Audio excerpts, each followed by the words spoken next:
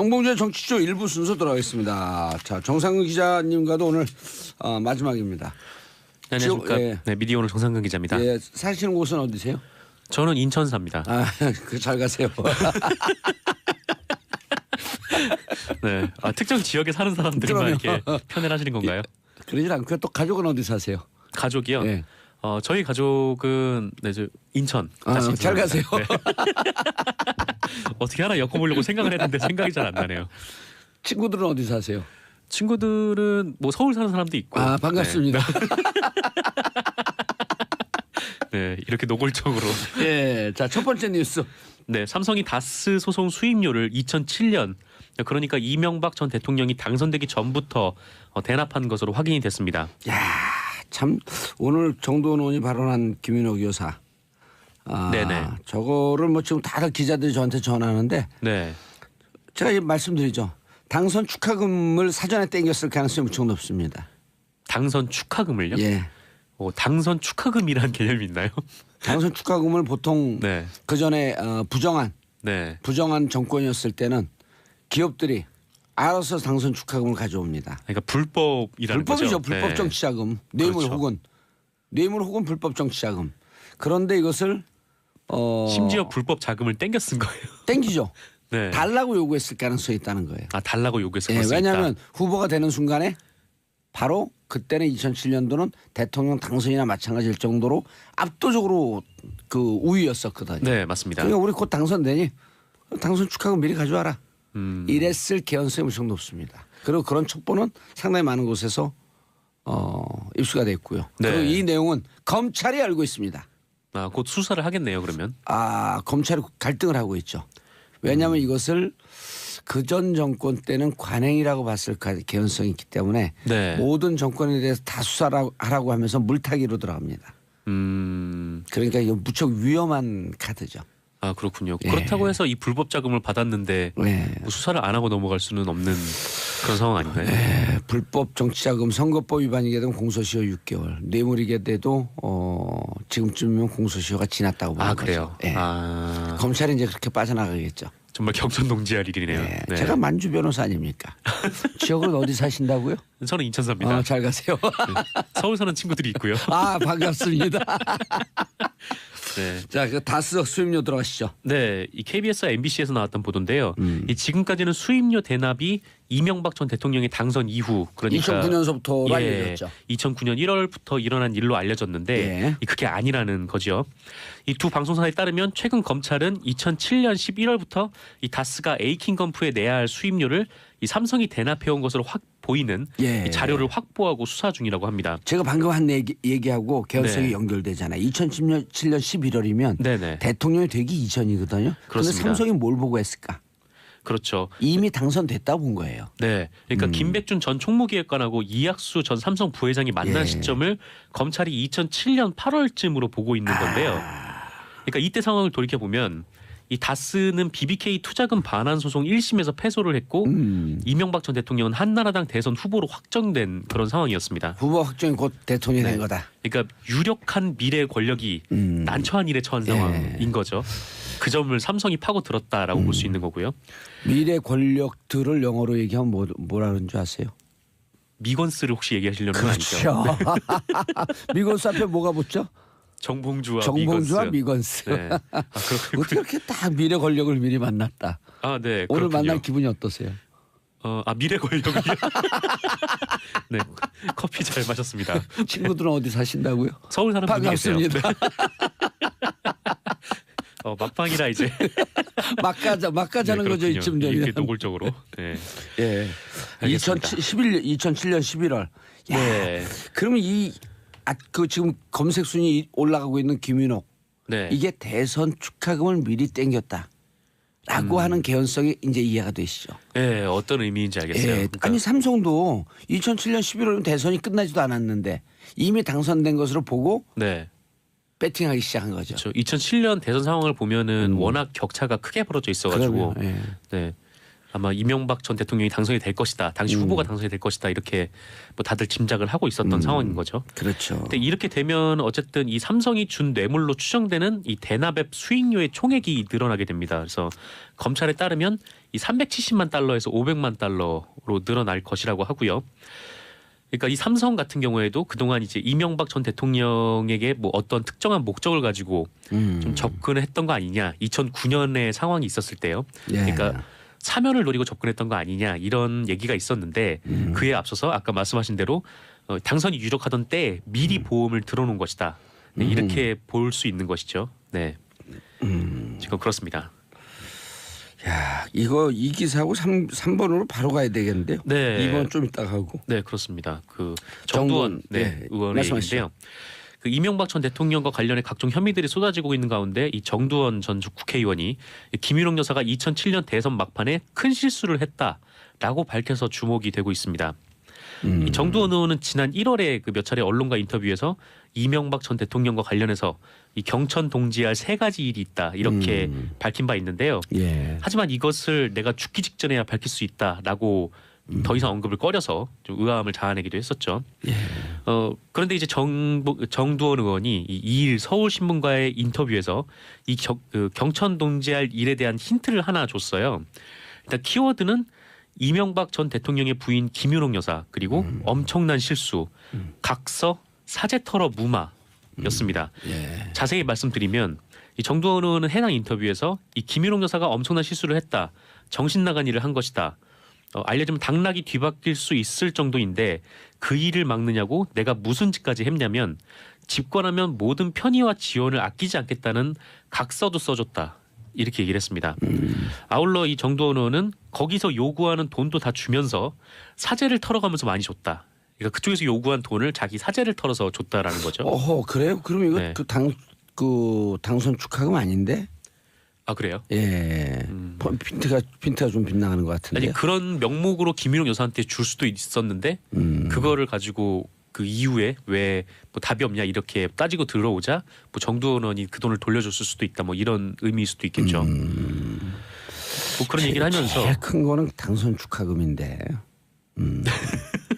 네 그렇군요.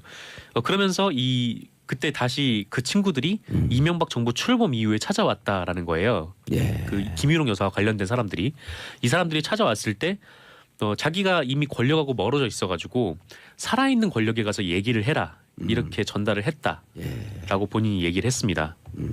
그러면서 이 김윤옥 여사와 관련된 이 인물들이 기획 일을 한다고 하더라. 뭐 인쇄 이런 것인데 당시 신재민 전 문화체육관광부 1차관에게 도와주라고 했더니 그냥 대충해서 보낸 모양이더라 라면서 그래서인지 그 이후에도 자꾸 괴롭히기에 청와대 가족 담당하는 민정수석실 경찰 출신 이 김모 행정관에게 연결해줬다 이렇게 주장하기도 했습니다.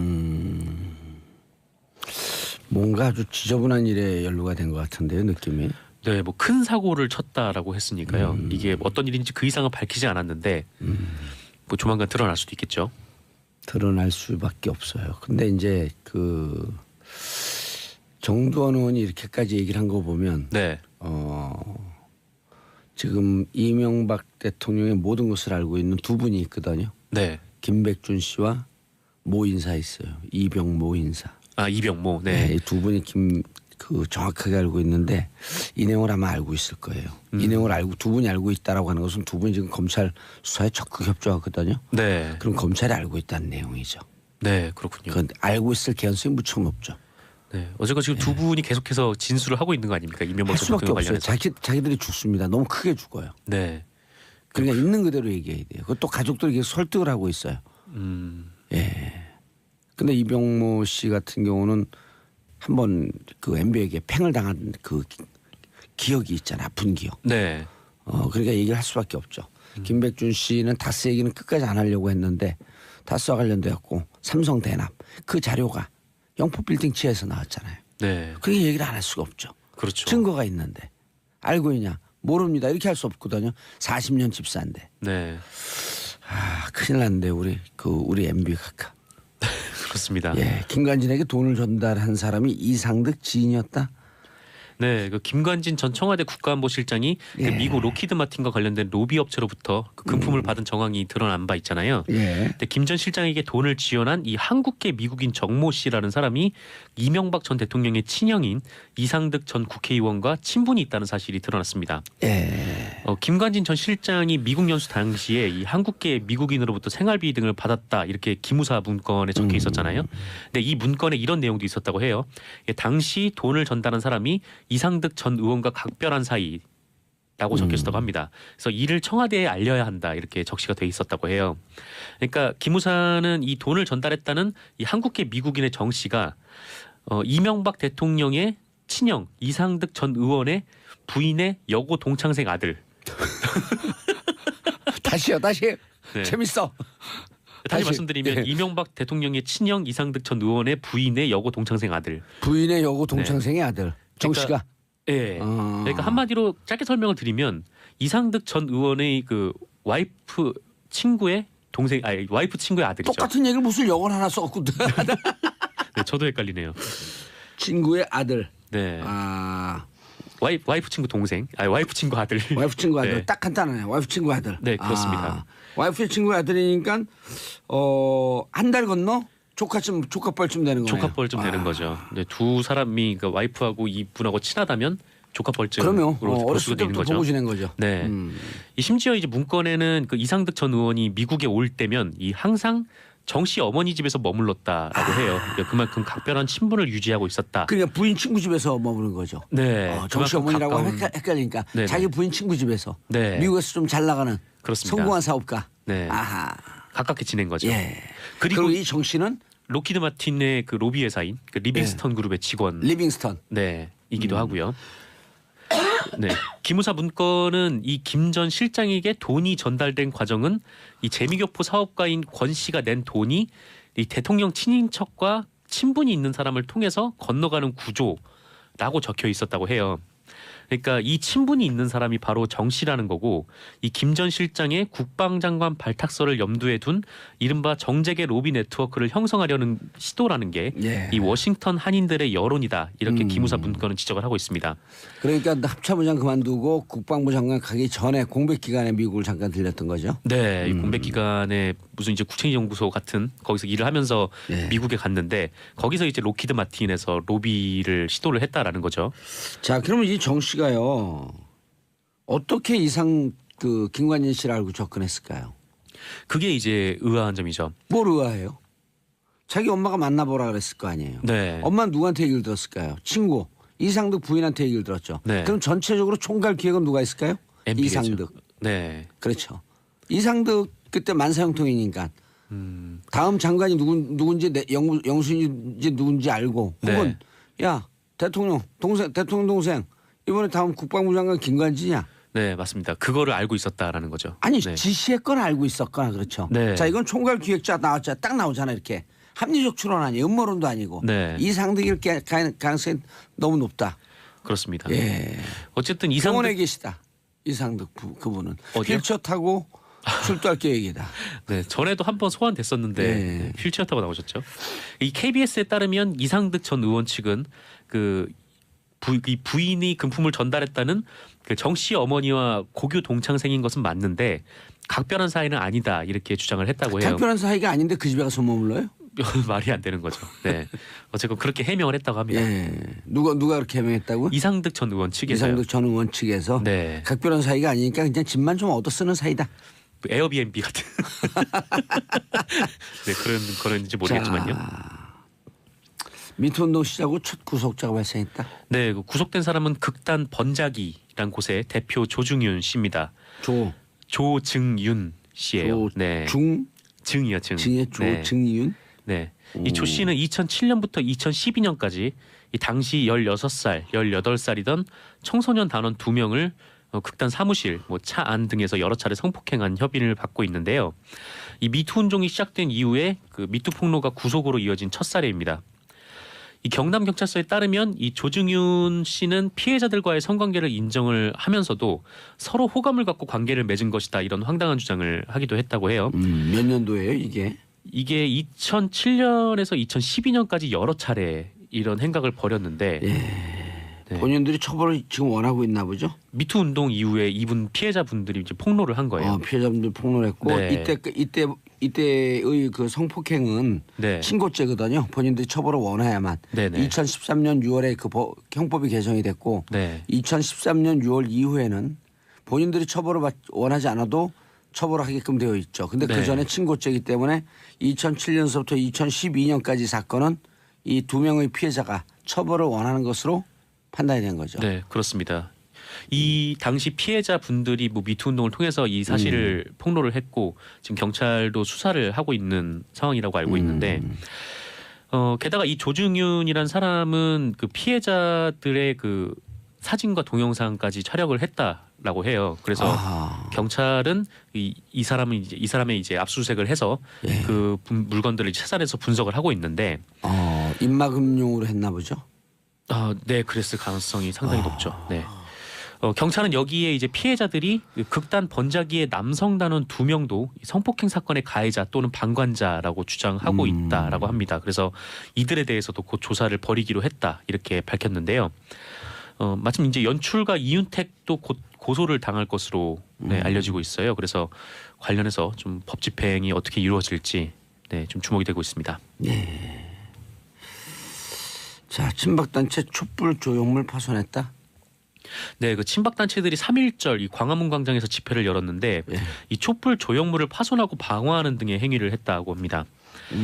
이들이 파손한 희망 촛불 조형물은 그 세월호 참사 희생자들을 추모하기 위해서 2016년 12월 이 문화예술인들이 만든 그 조형물인데요.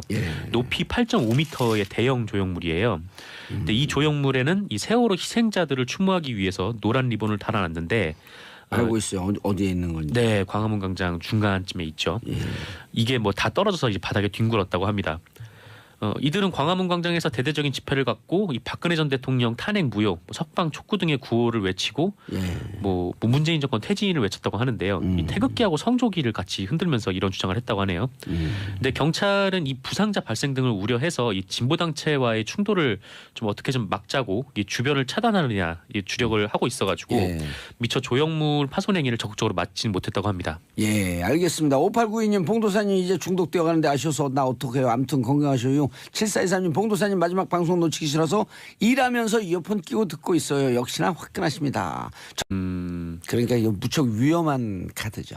아, 그렇군요. 그렇다고 해서 이 불법 자금을 받았는데 뭐 수사를 안 하고 넘어갈 수는 없는 그런 상황 아닌가요? 불법 정치자금 선거법 위반이게 되면 공소시효 6개월, 뇌물이게 돼도 지금쯤이면 공소시효가 지났다고 보는 그래요? 거죠. 검찰이 이제 그렇게 빠져나가겠죠. 정말 경천동지할 일이네요. 네. 제가 만주 변호사 아닙니까? 지역은 어디 사신다고요? 저는 인천 삽니다. 잘 가세요. 서울 사는 친구들이 있고요. 반갑습니다. 네. 자, 그 다스 수입료 들어가시죠. 네, 이 KBS와 MBC에서 나왔던 보도인데요. 이 지금까지는 수입료 대납이 이명박 전 대통령의 당선 이후, 그러니까 2009년서부터 알려졌죠. 2009년 1월부터 일어난 일로 알려졌는데 그게 아니라는 거죠. 이 두 방송사에 따르면 최근 검찰은 2007년 11월부터 이 다스가 에이킹건프에 내야 할 수입료를 이 삼성이 대납해온 것으로 보이는 이 자료를 확보하고 수사 중이라고 합니다. 제가 방금 한 얘기하고 개연성이 연결되잖아요. 2007년 11월이면 대통령이 되기 이전이거든요. 정봉주의 정치쇼 1부 순서 들어가겠습니다. 자, 정상근 기자님과도 오늘 마지막입니다. 네, 안녕하십니까. 네, 미디어 오늘 정상근 기자입니다. 사시는 곳은 어디세요? 저는 인천 삽니다. 잘 가세요. 네, 특정 지역에 사는 사람들만 이렇게 편애를 하시는 건가요? 그러진 않고요. 또 가족은 어디 사세요? 가족이요? 저희 가족은 인천. 잘 가세요. 어떻게 하나 엮어보려고 생각을 했는데 생각이 잘 안 나네요. 친구들은 어디 사세요? 친구들은 뭐 서울 사는 사람도 있고. 반갑습니다. 네, 이렇게 노골적으로. 자, 첫 번째 뉴스. 네, 삼성이 다스 소송 수입료를 2007년, 그러니까 이명박 전 대통령이 당선되기 전부터 대납한 것으로 확인이 됐습니다. 참 오늘 정도원 의원이 발언한 김윤옥 여사. 저거를 뭐 지금 다들 기자들이 저한테 전하는데 제가 말씀드리죠. 당선 축하금을 사전에 땡겼을 가능성이 무척 높습니다. 당선 축하금을요? 당선 축하금이라는 개념이 있나요? 당선 축하금을 보통 그 전에 부정한 네. 부정한 정권이었을 때는 기업들이 알아서 당선 축하금을 가져옵니다. 그러니까 불법이라는 불법이죠. 거죠. 불법 네. 정치자금, 뇌물 그렇죠. 혹은 불법 정치자금. 그런데 이것을 심지어 불법 자금을 땡겨 쓴 거예요. 땡기죠. 네. 달라고 요구했을 가능성이 있다는 거예요. 아 달라고 요구해서 예, 그럴 수 왜냐하면 있다. 후보가 되는 순간에 바로 그때는 2007년도는 대통령 당선이나 마찬가지일 정도로 압도적으로 그 우위였었거든요. 네 맞습니다. 그러니까 우리 곧 당선되니 당선 축하금 미리 가져와라. 이랬을 개연성이 무척 높습니다. 그리고 그런 첩보는 상당히 많은 곳에서 입수가 됐고요. 네. 그리고 이 내용은 검찰이 알고 있습니다. 아, 곧 수사를 하겠네요. 그러면. 검찰이 갈등을 하고 있죠. 왜냐하면 이것을 그전 정권 때는 관행이라고 봤을 개연성이 있기 때문에 네. 모든 정권에 대해서 다 수사를 하라고 하면서 물타기로 들어갑니다. 그런데 그렇습니다. 삼성이 뭘 보고 했을까? 그렇죠. 이미 당선됐다 본 거예요. 네. 그러니까 김백준 전 총무기획관하고 이학수 전 삼성 부회장이 만난 예. 시점을 검찰이 2007년 8월쯤으로 보고 있는 건데요. 그러니까 이때 상황을 돌이켜 보면 이 다스는 BBK 투자금 반환 소송 1심에서 패소를 했고 이명박 전 대통령은 한나라당 대선 후보로 확정된 그런 상황이었습니다. 후보 확정이 곧 대통령이 된 거다. 그러니까 유력한 미래 권력이 난처한 일에 처한 상황인 거죠. 그 점을 삼성이 파고 들었다라고 볼 수 있는 거고요. 미래 권력들을 영어로 얘기하면 뭐라 그러는 줄 아세요? 미건스를 혹시 얘기하시려는 건 아니죠? 그렇죠. 미건스 앞에 뭐가 붙죠? 정봉주와 정봉주와 미건스. 미건스. 네. 아, 그렇군요. 어떻게 이렇게 딱 미래 권력을 미리 만났다. 아, 네. 오늘 그렇군요. 만날 기분이 어떠세요? 미래 권력이요. 네, 커피 잘 마셨습니다. 친구들은 어디 사신다고요? 서울 사람 분이 계세요. 반갑습니다. 막방이라 이제 막가자는 네, 거죠 그렇군요. 이쯤 이렇게 되면. 노골적으로. 네. 예. 알겠습니다. 2007년 11월. 야, 네. 그러면 그 지금 검색 순위 올라가고 있는 김윤옥 네. 이게 대선 축하금을 미리 땡겼다라고 하는 개연성이 이제 이해가 되시죠. 네, 어떤 의미인지 알겠어요. 예. 그러니까 아니 삼성도 2007년 11월이면 대선이 끝나지도 않았는데 이미 당선된 것으로 보고 네. 배팅하기 시작한 거죠. 그렇죠. 2007년 대선 상황을 보면은 워낙 격차가 크게 벌어져 있어가지고 그러면, 예. 네. 아마 이명박 전 대통령이 당선이 될 것이다. 당시 후보가 당선이 될 것이다. 이렇게 뭐 다들 짐작을 하고 있었던 상황인 거죠. 그렇죠. 근데 이렇게 되면 어쨌든 이 삼성이 준 뇌물로 추정되는 이 대납앱 수익료의 총액이 늘어나게 됩니다. 그래서 검찰에 따르면 이 370만 달러에서 500만 달러로 늘어날 것이라고 하고요. 그러니까 이 삼성 같은 경우에도 그동안 이제 이명박 전 대통령에게 뭐 어떤 특정한 목적을 가지고 좀 접근을 했던 거 아니냐. 2009년에 상황이 있었을 때요. 예. 그러니까 사면을 노리고 접근했던 거 아니냐 이런 얘기가 있었는데 그에 앞서서 아까 말씀하신 대로 당선이 유력